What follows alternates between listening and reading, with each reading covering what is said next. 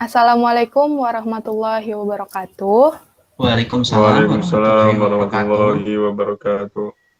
Kami dari kelompok 2 kecerdasan buatan dengan topik permasalahan yaitu sistem pendukung keputusan. Pada kesempatan kali ini kami akan menjelaskan tentang tugas proyek yang kami buat, yaitu sistem pendukung keputusan pemilihan karyawan baru dengan menggunakan metode AHP atau analitik hierarki proses.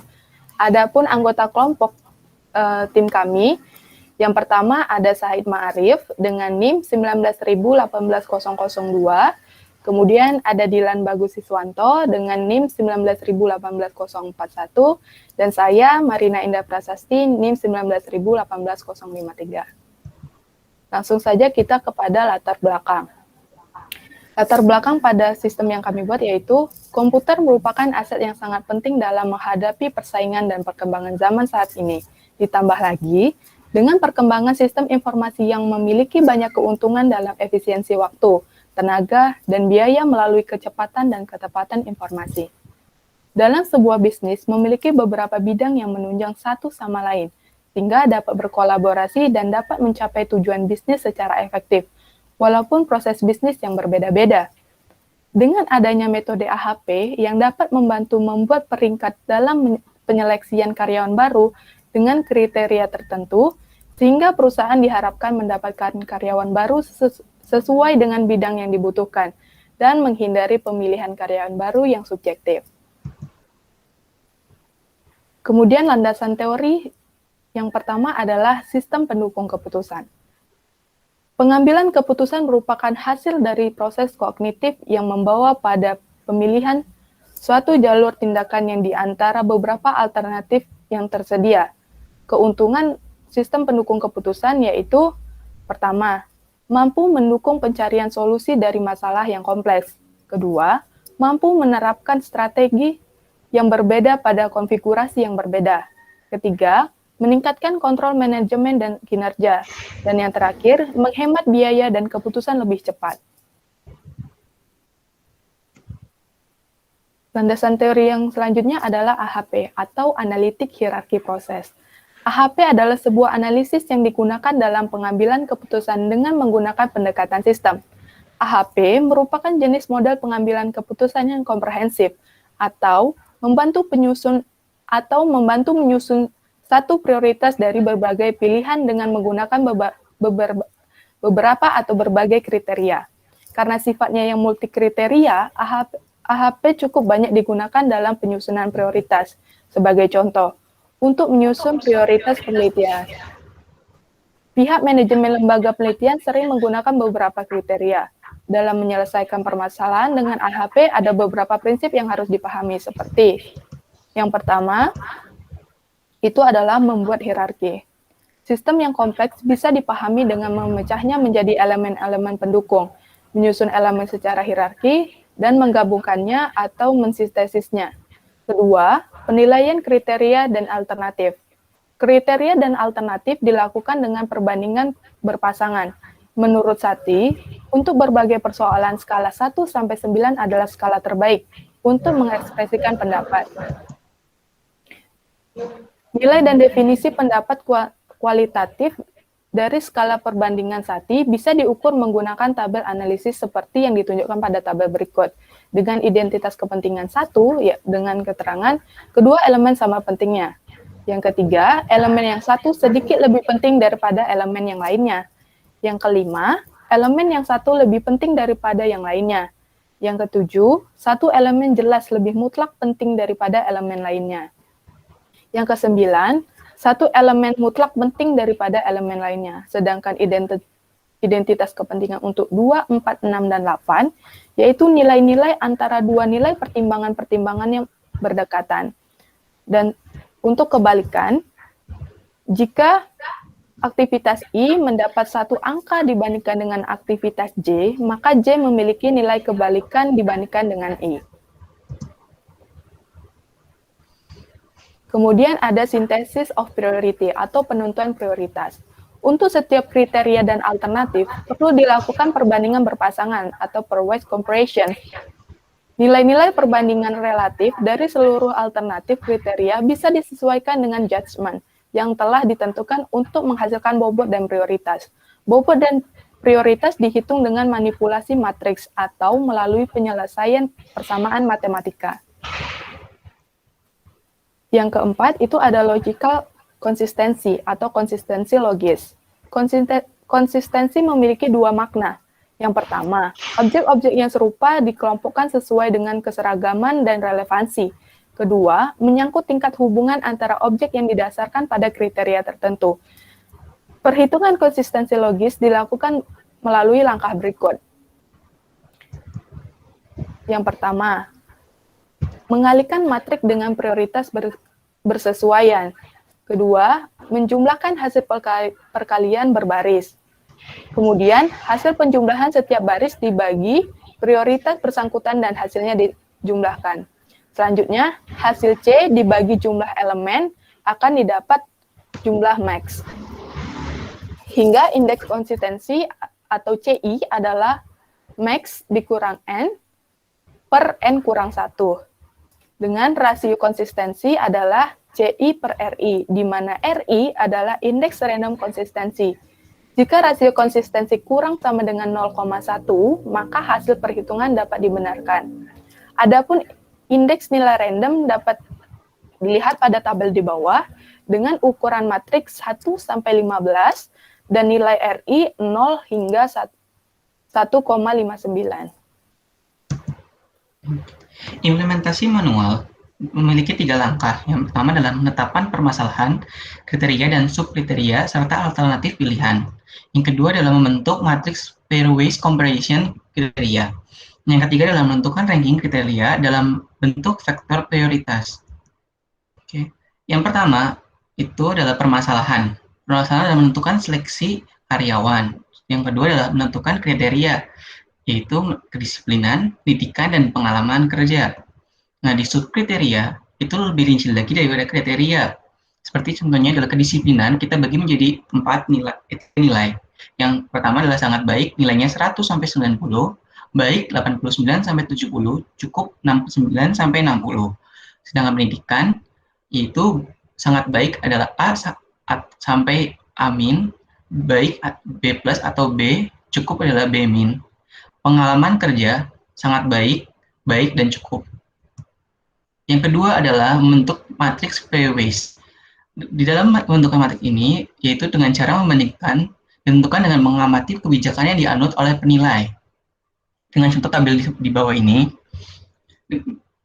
yang dimaksud adalah kedisiplinan 2 kali lebih penting dari pendidikan dan 2 kali lebih penting dari pengalaman kerja.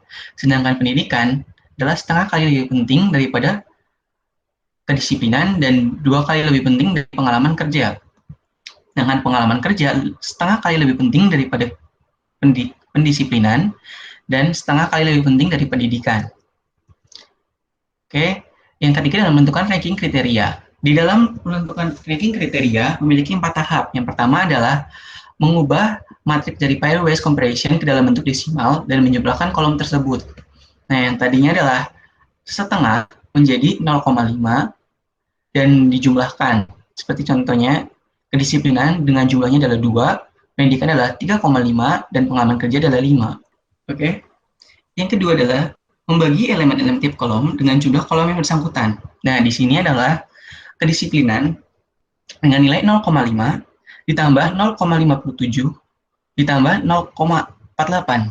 Nilai tersebut didapat dari nilai dari kolom pairwise ini dibagi dengan jumlah dari kriteria tersebut. Makanya dapat nilai-nilai seperti ini dan dijumlahkan.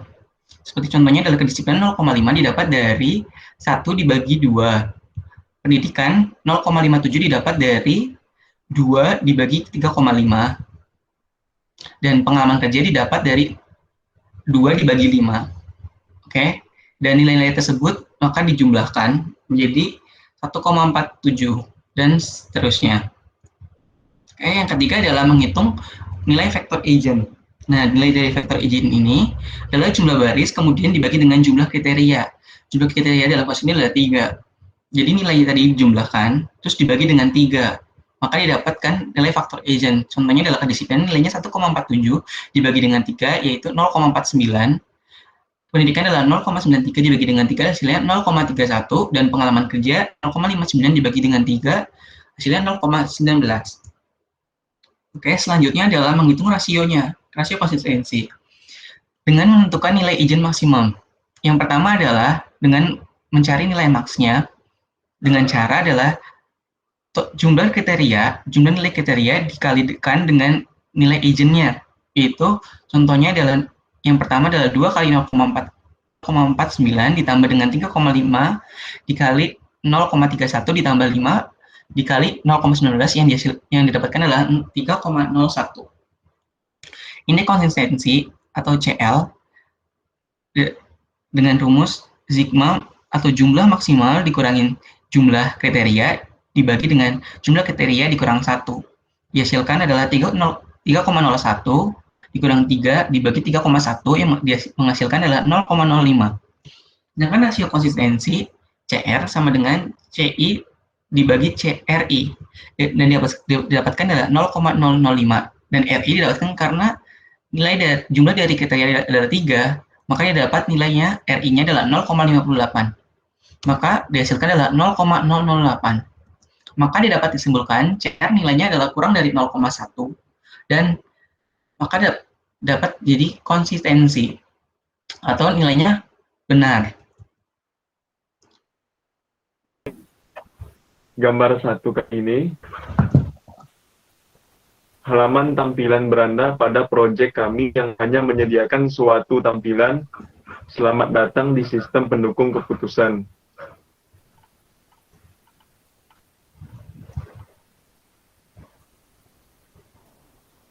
Nah, untuk gambar yang kedua, halaman tambah data calon karyawan baru yang berisi suatu data input data diri guna untuk memberikan suatu inputan yang nantinya akan diproses atau diolah. Apakah karyawan dengan ID pendaftaran, nama, jabatan, dan seterusnya, apakah diterima dengan peringkat terbaik atau tidak, dengan sesuai perintah atau ketetapan dari suatu indeks yang nilainya telah ditentukan.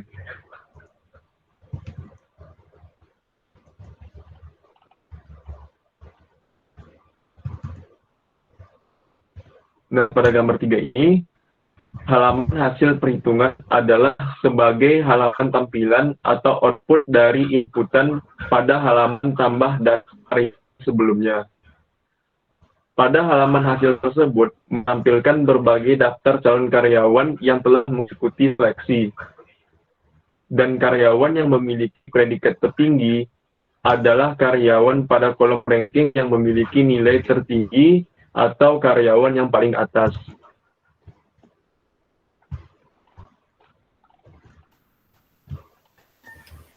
Dan adapun kesimpulan yang telah kami buat adalah yang pertama, metode AHP merupakan salah satu metode untuk membantu menyusun satu prioritas dari berbagai pilihan dengan menggunakan berbagai kriteria.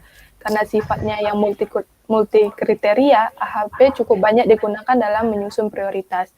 Kedua, metode AHP bisa memberikan suatu keputusan yang dapat membantu pihak-pihak tertentu dalam mengambil suatu keputusan yang terbaik untuk mencapai hasil yang maksimal. Kesimpulan yang ketiga adalah metode AHP mempermudah sebuah perusahaan dalam menyeleksi calon karyawan, sehingga mendapatkan calon karyawan yang berkualitas, dapat bersaing sesuai perusahaan, menghindari perekrutan subjek terbaik dapat melakukan data pada kolom perekrutasi.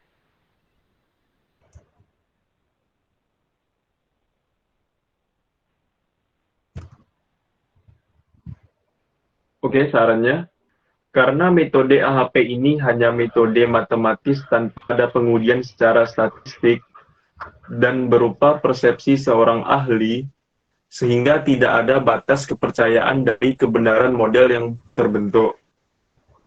Maka diperlukan subjektivitas ahli pada input utamanya, sebab model menjadi tidak berarti jika ahli tersebut memberikan penilaian yang keliru. Mungkin hanya sekian yang dapat kami sampaikan. Jika ada salah-salah kata, serta lebih dan kurangnya kami mohon maaf. Wabillahi taufiq wal hidayah. Assalamualaikum warahmatullahi wabarakatuh. Waalaikumsalam warahmatullahi wabarakatuh. Waalaikumsalam warahmatullahi wabarakatuh.